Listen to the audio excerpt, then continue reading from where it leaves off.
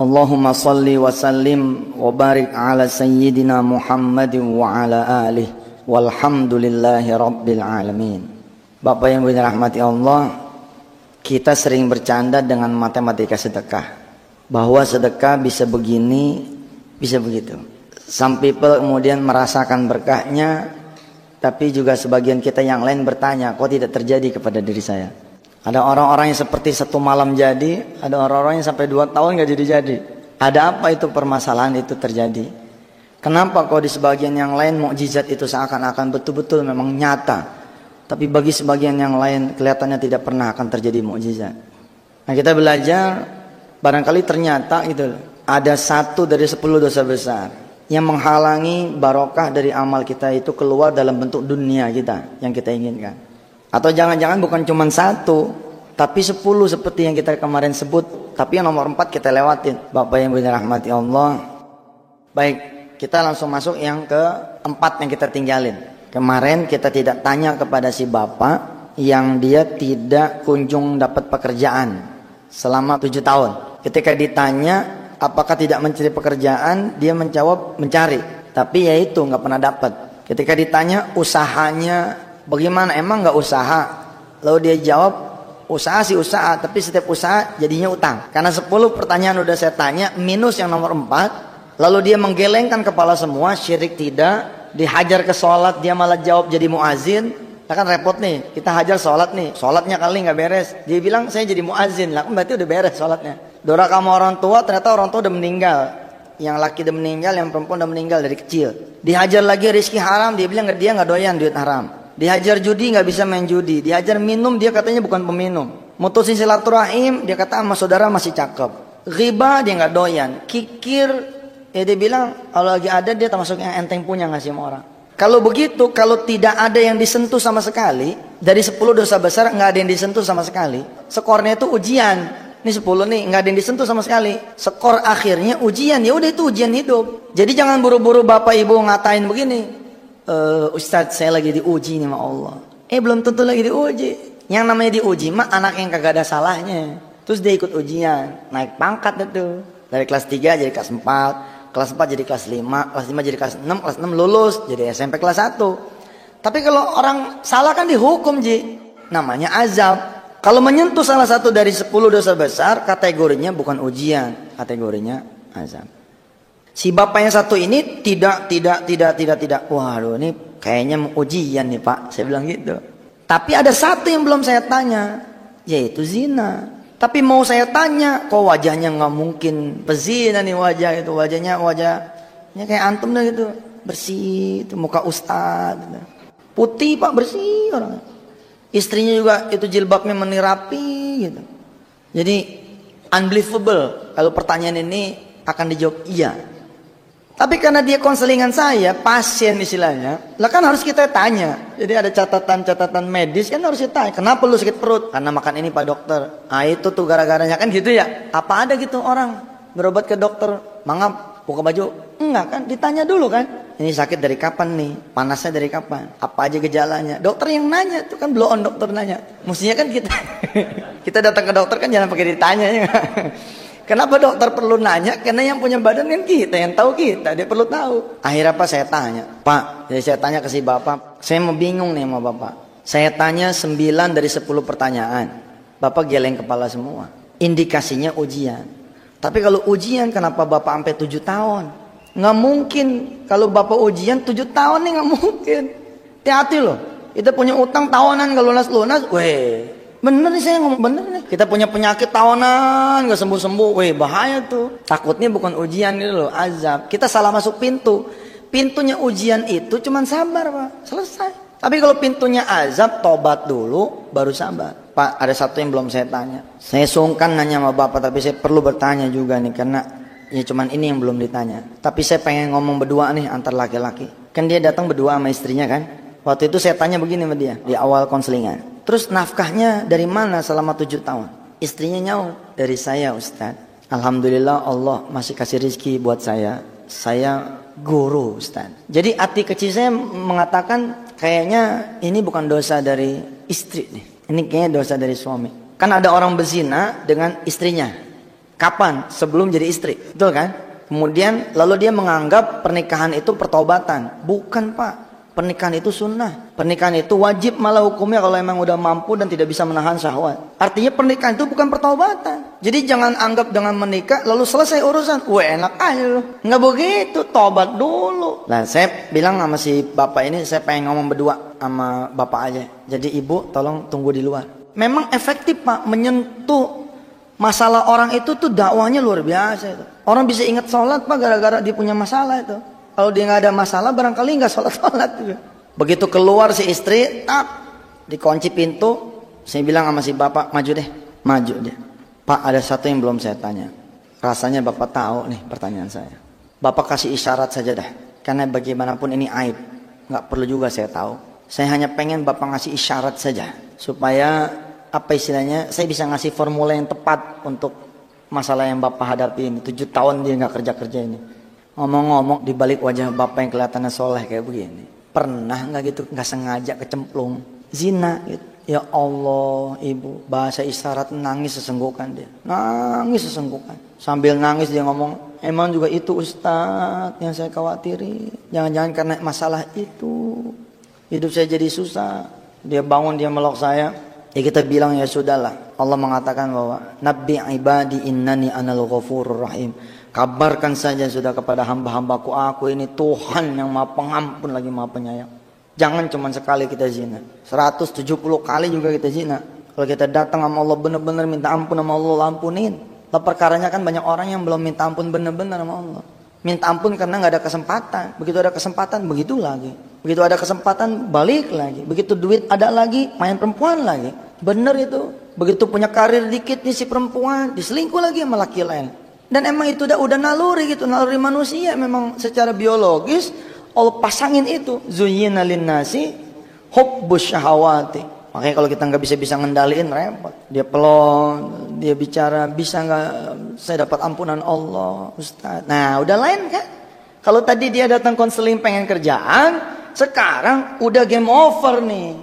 Udah selesai konselingan karena kalimatnya, Ustaz, bisakah saya dapat ampunan Allah? Itu yang benar. Ya kita bilang bisa. Ambil wudhu lah. Ambil wudhu, kita bimbing sholat sunat taubat.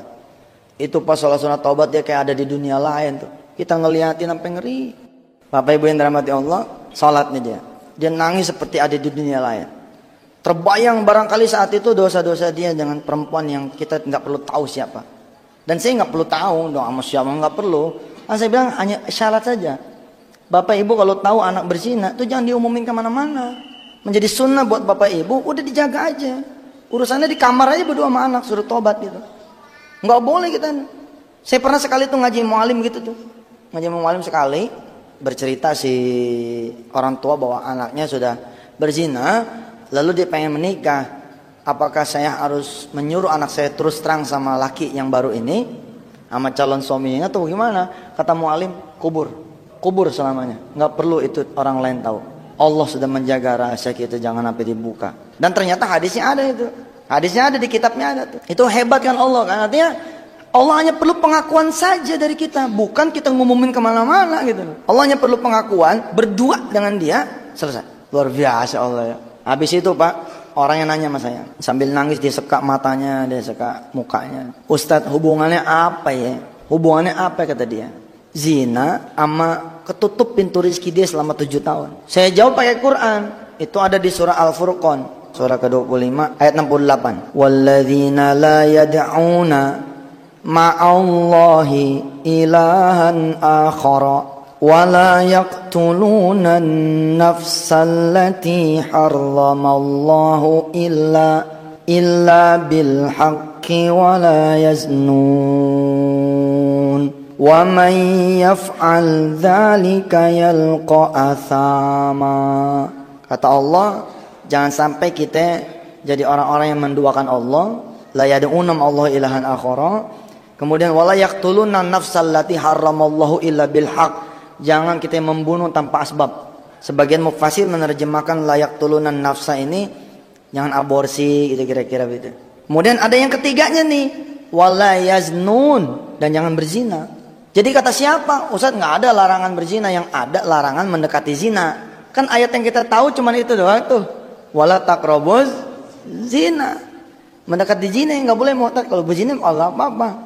Lalu mana lo mendekatinya udah nggak boleh berzina. Sebab dia kata nggak ada ayat yang langsung telak ke masalah zina. Nih ada buktinya. Dan jangan berzina. Apa akibatnya kalau berzina? Wa may yaf'al dzalika yalqa athama. Kalau bahasa saya nih, bahasa terjemahan saya, dia akan dikalungin gitu. Dengan kalung yang namanya kalung kesusahan. Oh Masya Allah, kalau bukan Allah yang ngelepas Pak, nggak bisa itu lepas itu. Bahkan kata Allah, yudha'af lahul adzabu yaumal qiyamati wa yakhlud fihi muhana. Merinding kamu kata Allah, karena aku akan melipat gandakan. Widih, kan main. Akan dilipat gandakan. Apanya yang dilipat gandakan? Siksaannya. Lah Pak emang gak punya kerjaan, gak kesiksa tuh batin? Lah kesiksa Pak. Sama mertua kita serba salah. Lah saya ngalamin tuh. Lama saya juga. Sampai sekian bulan itu. Kita gak pergi salah. Ngalamin Pak, siksaan tuh ngalamin. Nah yang begitu itu kata Allah, yudha'af lahul adabu yaumal qiyamah wa yakhlud fihi muhana. Aku akan lipat gandakan nanti di hari akhir nanti kata Allah. Bahkan kata Allah, wa yakhlud fihi muhana. Aku akan hinakan sehina-hinanya. Masya Allah. Makin nangis nih orang. Jadi Bapak Ibu rahmati Allah, kembali ke pembahasan kita tentang zina. Dia nanya, apa hubungannya zina dengan sempitnya rizki?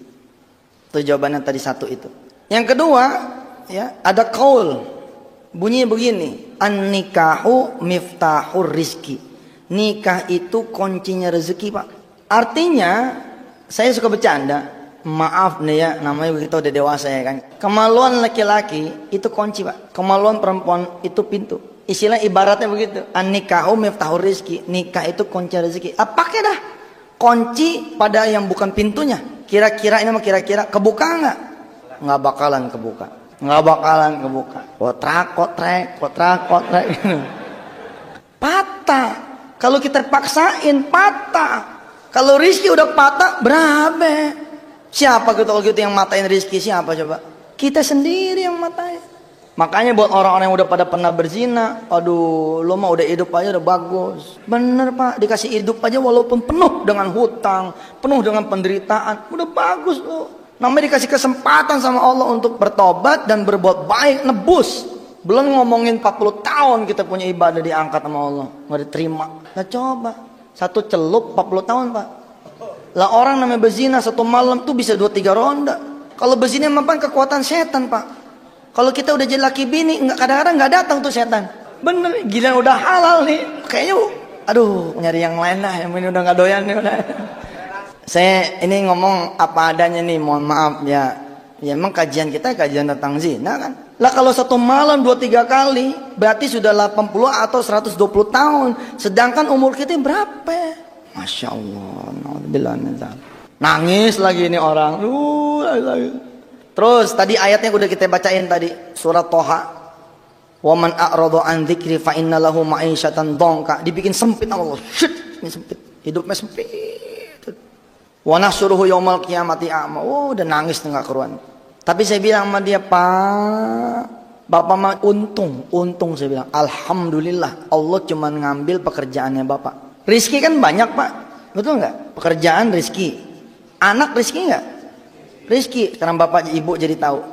Apa pasal ada orang yang berumah tangga nggak punya anak? Jangan-jangan bisa jadi karena dia sudah berzina. Allah nih sebagai ongkos perbuatan maksiatnya itu Allah angkat dia anak. Artinya seumur-umur dia nggak akan punya anak. An-nikahu miftahur rizki. Nikah itu kuncinya rezeki. Rizki kita sepakati apa saja yang merupakan kebaikan itu rizki. Maka anak pun kita sepakat merupakan rizki. Jadi kalau ada sepasang suami istri yang mendahului pernikahan dengan berzina dulu, lalu kemudian Allah takdirkan dia nggak punya anak, lu jangan nangis. Jangan nangis. Emang begitu udah. Ustadz kejem banget ya. Nanti ada yang rahmatnya. Artinya kan Allah Maha Pengampun. Kejar dulu tuh ampunan Allah, baru peluang punya anak dia terbuka. Gawat lupa kalau udah ditarik masalah anak tuh Pak. Waduh, nyari kemana coba? Nyari ke Singapura, nyari ke Australia, nyari ke sana kemari, tetep baik nggak punya anak. Dia nggak sadar rizki yang berupa anak udah Allah delete, udah Allah hapus. Apalagi coba rizki. Hubungan rumah tangga yang harmonis, rizki nggak? Rizki. Ada nggak orang berumah tangga baru 6 bulan kemudian pisah? Ada nggak? Banyak. 2-3 bulan pisah. Banyak. Ditanya sama mertua, ditanya sama temen, kenapa lu baru aja kawin? Ah, gua nggak cocok. Bukan sebab nggak cocok lu pacarannya kelamaan, ngawal-ngawal nggak pugu lagu, begitu dinikahin Allah bilang cabut. Rizki berupa langgengnya rumah tangga cabut. Aku tidak berkenan memberikan dia umur rumah tangga yang panjang, cabut. Kita sepakat kan? Rizki itu apa saja sepakat, termasuk hubungan rumah tangga yang panjang gitu. Disharmonis, artinya rumah tangga yang nggak harmonis. Bisa juga terjadi begitu kan? Lah kalau ketika dia berumah tangga perasaan ribut terus, tiba-tiba dia hadir di pengajian ini, atau dia kelak mendengar kaset ini, kelak dia mendengar CD ini, lalu kemudian dia menyadari sama suaminya, iya pak, pantas be kita ini ribut terus. Kita dulu sebelum nikah udah berzina duluan. Hasil usaha, hasil kerja, rizki bukan? Rizki ada loh pak. Terminologi kita sering menyebut sial terhadap orang-orang yang kalau megang apa-apa angus, megang apa-apa angus, megang apa-apa angus. Khawatirlah jangan-jangan anak nggak ditutup, rumah tangga harmonis nggak ditutup, panjangnya rumah tangga nggak ditutup, tapi hasil usaha sama hasil kerja yang ditutup. Kerjaan mah dapat aja gitu loh. Ini yang kerjaan dapat aja, pemodal pun dapat aja, tapi ujungnya masalah lagi. Kalau dia belum sadar nih pongkolnya, belum sadar pongkolnya, nggak jadi. Kan kemarin kita udah belajar kan, temukan penyebabnya, temukan jawabannya. Ketika kita melihat lantai yang basah, yang harus kita lakukan apa? Bukan ngepel kan, tapi lihat nih dari mana nih sumbernya nih. Begitu lihat ke atas, oh iya bener, gentengnya bocor, pantas baik ini lantainya basah. Ganti dulu. Begitu diganti, kalau emang perlu dipel. Kadang-kadang malah nggak perlu dipel pak, beres sendiri. Tapi ingat. Kemarin saya tutup tuh kajian yang kedua dengan kalimat begini, bahwa pengetahuan kita akan 10 dosa besar hanya untuk kita, untuk menilai diri kita sendiri, bukan untuk menilai orang lain. Karena celaka nanti. Begitu reuni ketemu teman, ini anak ente nih, iya anak ente mana? Waduh, anak udah lama nih nikah belum punya anak. Zina nih. Iya nggak begitu bos, gitu. Buat kita boleh lah gitu, tapi sifatnya private berdua. Kita colek teman kita sini. Gue ngeliat lu susah banget, gue khawatir lu masuk 10 dosa besar. Itu pak kalau bapak ngomongnya cakep, masuk ke hati temen tuh, pasti dia nanya apaan aja sih. Kalau kita tahu mukanya bangsa muka pezina, embat dulu nomor 4, nggak perlu nomor 1 dibacain dulu, langsung aja nomor 4. Ente zina kali ini itu. Yang halus pak, kalau yang halus jatuhnya nggak haram. Kita nggak boleh nanya sama orang zina nih, nggak boleh. Hukumnya mengatakan nggak boleh. Kayak dokter aja lah, nggak semua dokter punya hak meriksa kan? Kalau anda tidak punya license dokter, ditangkap ente. Buka praktek kira-kira begitu, jangan sembarangan juga, ada kompetensi masing-masing wilayah. Jadi fenomena kawin cerai fenomena baru kemarin diberitain Agustus. Jadi Desember dicerai. Lalu kemudian menyatakan di depan TV, menyatakan di depan teman, menyatakan di depan saudara bahwa ternyata ada sifat-sifat dia yang saya tidak cocok. Ternyata baru ketahuan sekarang. Bukan. Itu mau asbab aja, wasilah aja gitu. Aslinya dicabut sama Allah. Celaka tuh pak. Cerita selanjutnya saya nggak paham. Apakah dia kemudian mendapatkan pekerjaan atau tidak, saya nggak paham. Tapi yang menarik pak, malam itu juga datang kepada kami seorang anak muda. Wah, begitu duduk, saya tanya sama nih anak. Ente masih muda begini, masalahnya apaan? Ustadz, bahasa dia nih, kalau saya nggak punya masalah, masa iya saya datang ke sini? Ya udah cerita cepetan, masalahnya apa udah malam nih? Ustadz, saya cuman sopir Ustadz. Waktu dia nyebut cuman sopir, marah tuh saya. Oh ente emang ya nggak bersyukur ya. Banyak orang pengen kerja apa saja walaupun tidak digaji, yang penting kerja, ada eksistensi. Ente udah dikasih kerjaan sama Allah jadi sopir, ngomong aneh cuman sopir. Wah nggak bener nih. Udah pulang lah, masalah ente mah cuma satu, kagak syukur. Bener pak. Terus iseng saya tanya, gajinya berapa jadi sopir? Emang kurang jadi sopir gajinya? Tuh dia jawab, gaji anak 2,8. Wih. Apalagi 2,8 lu jadi sopir 2,8. 2003 loh pak waktu itu kita ya. 2003. Sopir 2,8 masih teriak. Tapi saya bingung sih pak. Emang ada sopir 2,8? Anak kerja 2 tempat saya. Anak kerja di manajer anak, tapi anak kerja juga di kantor anak. Jadi gaji double dari manajernya juga, dari kantornya juga. Apalagi 2,8 gajinya itu udah pulang dah. Pulang. Ente mah cuma kurang syukur. Enggak ada masalah, ente mah cuma kurang syukur aja dah. Sono terima. Masih banyak saudara-saudara ente yang malah belum kerja apa-apa. Lagi ente mah jadi sopir gue 2,8, Masya Allah. Dia nyaut. Tapi Ustaz, saya lulusan UGM. Begitu dia nyebut lulusan UGM, saya suruh duduk. Berarti ente emang masalah. Lo yang bener aja Pak, lulusan UGM jadi sopir. Kira-kira kalau kita jadi orang tuanya juga nggak redo kita juga. Bohong aja lah. Ada yang ngomong gini, Ustaz sing penting kerja. Bohong. Perasaan hati kecil kita sebagai orang tua juga akan ngomong, ngapain lu gue sekolahin tinggi-tinggi kalau cuma jadi sopir aja mah. Bukan saya ngecilin pekerjaan sopir, maaf saya salah ngomong nih. Artinya saya beristighfar, mudah-mudahan Allah nggak, kita punya maksud nggak begitu dah. Bukan meremehkan pekerjaan. Cuman saya pikir dia nyebut nih, yang menarik kita belajar disebut ujian kapan? Kalau masanya tidak terlalu lama. Namanya orang SD 6 tahun, ujiannya berapa hari? 6 hari. SMP 3 tahun, ujiannya berapa hari? 3 hari. Kalau ente sekolah SD 6 tahun, ujiannya 6 tahun juga. Sekolah apaan tuh? Lah tiap hari ujian gitu. Walaupun sih kalimat Allah mengatakan Tabarakalladzi biyadihil mulku wa huwa ala kulli syai'in qadir. Alladzi khalaqal mauta wal hayata. Gitu kan? Liyabluwakum ayyukum ahsanu amala.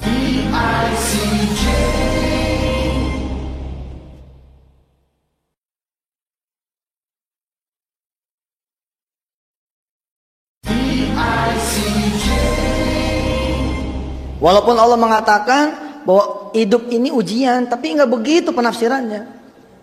Penafsirannya tidak seperti itu. Maka saya suruh duduk dah. Sejak kapan ente jadi sopir? Nah ini pertanyaan saya.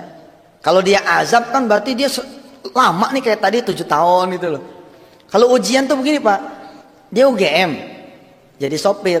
Tapi besok naik. Tang. Tak 3 bulan. Jang. Naik lagi. Tak 3 bulan. Jang. Naik. Artinya the beginning yang memang sopir. Tapi berikutnya punya perusahaan gitu loh. Banyak lah di negeri ini orang berawal karir dari bawah banyak. Tapi beda kan ama yang Allah tempatin emang di bawah, lain loh. Memulai dari bawah ama ditempatin dari bawah itu kalimat yang berbeda. Sejak anak belum lulus, sejak belum lulus itu udah jadi sopir. Lah hebat juga itu. Emang jurusan apa? Bangsa kimia gitulah. Sejak sebelum lulus. Iya Ustaz. Lulus tahun berapa? Tahun 96. 96 ke 2003 berapa tahun? 7 tahun. Ente bilang sebelum lulus berarti 95 ente udah jadi sopir. Iya Tan. Gimana ceritanya? Begini Tan. Dulu saya sambil ngisi waktu, ya saya coba-coba ngelamar. Tadi terimalah saya sama si A. Dulu belum jadi manajer nih si A. Jadilah saya sopirnya si A itu. Nah, begitu lulus kata si A supaya dapat gaji double loh, siniin ijazahnya. Dikasihlah ijazahnya, masukinlah ke BUMN itu, diterima karena dia punya akses, ditempatin juga di situ. Masih tetap jadi sopirnya dia, sampai hari itu jadi sopirnya dia. Pak, kalau kita lihat kan nggak ada yang salah nih. Kalau kita lihat apa coba yang salah? Nggak ada yang salah. Ya emang begitu nasibnya. Kira-kira kita akan ngomong begitu kan? Emang begitu nasibnya. Ternyata bukan Pak. Menarik buat saya. Ini udah skenario Allah banget nih. Allah emang nyudutin ente di situ nih. Syat. Wa nahsyuruhu yaumal qiyamati a'ma. Sebelumnya apa kata Allah? Fa innalahu ma'isyatan dongka. Dibikin sempit sama Allah. Nggak dibikin laku tuh ijazah UGM kecuali di situ. Karena yang datang anak muda, lah itu yang saya bilang tadi. Nomor 4 aja langsung kita tanya. Nih, baca. Nomor 4 nih ada tulisan apaan tuh? Maksud saya pengen ngomong begini, jangan-jangan ente zina nih gitu. Di luar dugaan saya, ini anak ngomong begini, pantang set anak zina. Wah, bukan zina. Apaan nih? Ya karena bukan zina kita teliti lagi kan Sat, dari 1. Kita teliti lagi dari 1. Syirik, ninggalin sholat, durhaka sama orang tua.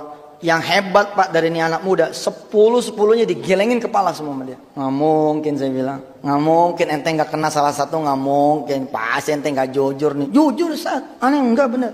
Aneh sama orang tua rapi, sama rezeki haram ya. Anak pikirnya udah punya penghasilan 2,8. Anak mah cuman gini, kata dia. Kenapa hidup anak kok cuma jadi supir? Anak nangis, kadang-kadang kata dia nih. Anak pengen ngebahagiain orang tua dengan pekerjaan yang membuat dia menjadi terhormat gitu loh. Namanya anak lulusan UGM makan, kalau tanya sama saudara-saudaranya, anak lu kerja di mana? Anak saya jadi sopir. Tapi begitu ditanya, bagian apa? Sopir. Orang tua mana pengen bangga? Ya 1000 kali sih ada orang tua yang nggak apa-apa, penting kerja. Tapi kan lulusan UGM gitu loh, teknik lagi. Karena ini 7 tahun, wah pasti ente bukan ujian, ente azab nih. Tapi aneh, masa nggak ada sama sekali yang ente sentuh? Kecuali ente bohong, enggak salah nggak bohong. Lah, kemudian saya ingat teori tentang kunci patah tuh. Oh iya nih, gitu sate dulu ya. Gini, sini. Ini dekat, kuncinya sih emang gak patah, tapi barangkali grepek, somplak. Kita punya motor Yamaha pak, adik kita motornya Honda. Karena kita buru-buru, main sabet aja nih kunci, masukin nih. Kan nggak masuk tuh, tapi kita paksain. Dua-duanya dol pak. Lah lubangnya dol, kuncinya juga dol. Rusak di grepek, namanya gue grepek. Patah sih enggak, tapi grepek. Keburu sadar, oh iya ini bukan kuncinya nih. Keburu sadar, paham tuh kalimat saya? Ada orang-orang yang sadar, begitu sadar, ya dia tuker lagi. Pakai kunci aslinya, masih jalan pak. Tapi udah terlanjur tuh kunci aslinya grepek. Lubang kunci dia punya motor grepek. Kira-kira begitu pak. Paham ya? Dia nunduk. Ya. Dengan bahasa isyarat dia nunduk, paham saya. Oh iya kena nih dia. Maksudnya apa? Bezina sih kagak. Tapi mendekati zina. Kenapa saya hajar ke situ? Saya khawatir nih. Oh iya nih. Saya tanya udah kejar. Ente zina sih enggak. Tapi kalau mendekati zina gimana? Ya, dia tegakin kepalanya terus dia jawab, iya Ustadz, kalau mendekati zina sih iya benar. Terus saya bilang, kenapa lu gak bilang dari tadi? Apa jawaban dia? Lah Ustadz kan nanyanya zina. Lah zina mesti enggak, pantangan kita. Lah ada pak anak muda pantangan tuh. Pokoknya kalau udah urusan yang satu itu pantang. Tapi serempet-serempetannya gak mantang. Bahaya itu, bahaya. Ini silokannya begini pak, siloka. Bapak punya mobil dan punya tagihan 30 bon. Masukin perempuan di mobil bapak. Nggak ngapa-ngapain, tapi cuman ada ser gitu. Nggak ngapa-ngapain, tapi ada nih ser gitu. Pak, bon bapak hilang nih 5. Bapak cuman bisa nagih 25. Minggu besok, naikin lagi nih perempuan yang sama. Megang. Lebih dari ser, megang. 10 bon hilang. Minggu besoknya lagi, berani ngerangkul. 15 bon hilang. Berani nyium 15 bon hilang. Minggu besoknya lagi, berani ngamar. Tapi belum buka baju, ngamar doang. 20 bon hilang. Minggu besoknya lagi naik nih meningkat, ya kan tambah jago. Buka baju, lanjang dua-duanya. Tapi tidak terjadi persetubuhan, 25 bon hilang. Tinggal 5 nih. Begitu dia berzina pak, tokonya hilang. Paham tuh? Perbuatan dosa ditumpuk demi ditumpuk, ya gede juga. Dia cerita saban malam minggu dia keluar sama si A, minggu besok keluar sama si B, minggu besok keluar sama si C. Ya habis rezeki dia. Anda ini logika nih, andai dia berzina saat itu, jangan kan naik gitu loh. Karirnya, sopir juga kagak tuh. Bener itu. Untung dia masih selamat tuh, yang saat itu masih kejaga, masih jadi sopir dia. Alhamdulillah ini. Hati-hati, apalagi di sini masih banyak anak muda. Ada adik-adik saya juga. Perhatian. Kalau sampai lu pada hidup susah, mah bohong dah. Kalau hidup mah bener mah juga nggak bakalan susah. Alah Ustadz so tahu, saya kan ngalamin. Ana nih yang ngalamin sendiri kata orang-orang yang saya kasih tahu nih. Kan kalimat orang tua kita tuh, kalau hidup benar mah masih lu susah sih, itu kan tanda kenapa hidup kita susah, tandanya nggak benar, gitu aja udah. Selesai itu pak, alhamdulillah beres. Ya ayyatuhan nafsul mutmainnah, irji'i ila rabbiki radiyatan mardiyah, fadkhuli fi ibadi wadkhuli jannati. Tinggal bapak ibu mikir dah pribadi-pribadi masing-masing. Kalau perlu jangan tunggu nanti pulang ke rumah. Iya, belum tentu lo hidup. Kalau emang dirasa dari 10 dosa besar ada yang dilanggar, ya udah tungguin maghrib. Udah mojok aja sana. Tapi jangan diincer pak. Oh dia mojok, oh dia kena nih. Salah lagi aja. Jadi gak ada yang mau mojok nanti di tengah gitu. Tungguin maghrib. Begitu maghrib, bapak sholat berjamaah. Dari sekarang sampai ke maghrib istighfar, dia yang banyak istighfar. Begitu masuk maghrib, ya, bainal adzan wal iqomah, di antara azan dan iqomah itu ada waktu mustajab. Jangan minta yang lain kecuali bapak ibu minta ampun sama Allah. Mau masak. Jangan kita pelaku pak, jangan kita pelaku. Kita hidup di dalam rumah kita ada orang yang punya pelaku 10 dosa besar, itu hancur tuh rumah. Saya ngajari kayak orang jahat ya, tapi itu terjadi loh Pak. Bapak jabatan tangan nih, tanda tangan nih. MOU, surat perjanjian kerjasama. Kita dimodalin sama si A. Gak taunya usaha kita berantakan, kita bingung. Semuanya kayaknya bener. Tapi ternyata yang modalin kita nih ahli zina Pak. Itu bisa lewat loh usaha kita. Beneran nggak ngomong nih, nggak ngomong bohong. Bapak tahu nggak kenapa bisnis warnet hancur? Budak hancur di Indonesia. Boleh teliti Pak, boleh teliti. Saya sih ngomong kejagoan memang. Terlalu jauh saya ngomong. Tapi di mana ada warnet yang tidak dipakai untuk mengakses yang porno-porno? Di mana ada warnet? Hah? Di Indonesia ini, wala fi Jakarta, wala fi kampung gitu, yang tidak dipakai buat akses, memang begitu kan? Bukan soal sekarang bisnis warnet, bukan, karena dipakai yang begitu. Menjelang maghrib, kita istighfar terus, nggak perlu saya pandu, udah begitu dah. Nanti dari maghrib pas azan sampai iqomat, jangan ada permintaan lain kecuali kita minta diampuni sama Allah. Kalau bahasa Jawanya apa? Kulo nyuwun ngapura gitu ya.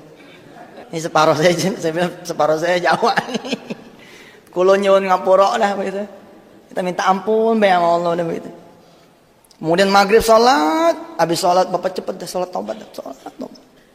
Aduh Pak, kalau kita belum sempat taubat nih, kalau lewat sakratul maut nih, aduh. Saya ngomong kayak begini juga kejauhan juga. Terasa saya paling benar, terasa saya paling suci. Enggak juga Pak. Saya juga masih prihatin dengan dosa-dosa saya. Masih prihatin. Saya punya utang kayak begitu gedenya juga ada riwayatnya itu. Riwayat 10 dosa besar juga sama. Cuman yang mananya rahasia gua aja sama Allah dah. Ya, jangan nanya lu sama gua yang mana tat. Begitu saya buka Quran, tak yang pertama bara'atum minallah ya. Bara'atum minallah. Walladzina ahadtum minal musyrikin. Oh iya benar. Tahu saya dosa saya apa.